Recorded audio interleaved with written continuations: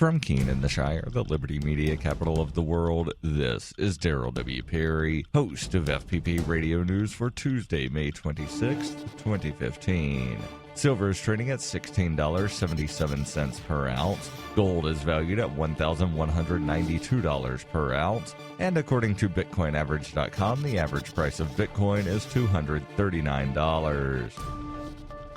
Antiwar.com reports on Saturday the U.S. Senate failed to get a deal together on the NSA surveillance, falling 3 votes short on the USA Freedom Act, a watered-down reform bill that would extend the USA Patriot Act provisions on surveillance. The body then went into recess. It's not recess for the pro-surveillance leadership in either the U.S. House or the U.S. Senate, as both sides are scrambling to find some way to get those extra 3 senators on board before the June 1st deadline. The Senate has already talked about having another vote Sunday the 31st, hours before the deadline, and any compromise bill would also have to be rushed through the House by then as well. So far, there isn't much talk of serious change to the USA Freedom Act that would make it likely to convince anyone, with House leaders talking up additional protections for phone companies being added to the bill, but the whole question of unchecked NSA surveillance remains unconfronted.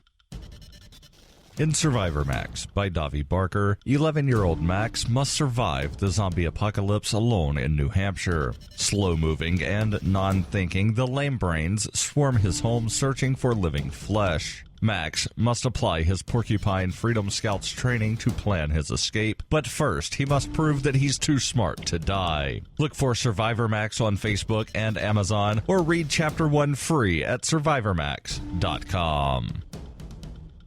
UPI reports a group of international women activists led by feminist icon Gloria Steinem crossed the Korean demilitarized zone on Sunday. During a press conference after reaching the South Korea side, Steinem said the women cross DMZ peace campaigners had accomplished what no one said could be done, to be citizen diplomats. The Independent reported Steinem and her colleagues had used a well-trodden westerly route to cross the 2.5-mile-wide DMZ instead of the hoped-for entry at Panmunjom, the joint security area where North and South Korea soldiers tensely face each other in a heavily militarized setting. Steinem said the activists were able to hold frank conversations with North Korean women and that the meeting broke through artificial barriers. The activists arrived on the South Korean side after passing UN officials in the middle of the DMZ, then walking past a high wire gate on the southern side. There, dressed in white with multicolored shawls reminiscent of a traditional Korean quilt, the women were processed at a South Korean immigration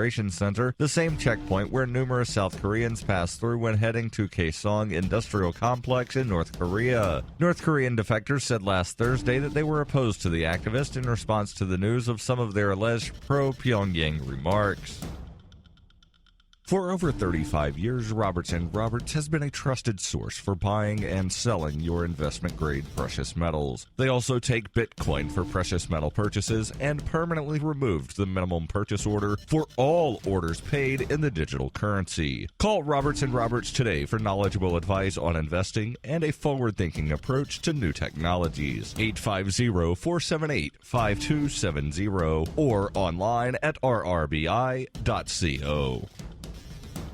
Reuters reports Greek officials said on Monday that Greece intends to make good on its debt obligations but need aid urgently to be able to do so after several senior officials insisted Athens had no money to pay a loan installment due next week. Shut out of bond markets and with bailout aid locked, Greece is running out of cash to pay its bills. It must repay 4 loans totaling 1.6 billion euros to the International Monetary Fund next month, starting with a 300 million euro payment on June 5th that is seen as the next crunch point for the state coffers. Athens has the money to make monthly wage and pension payments this week, according to a government spokesman, but he was less direct when asked about the June 5th payment, reiterating the government's official stance that it has the responsibility to pay all of its obligations. A growing list of senior members of the government, the interior minister among them, have openly said Athens does not have the means to pay the IMF and would prioritize paying civil servants and pensioners instead.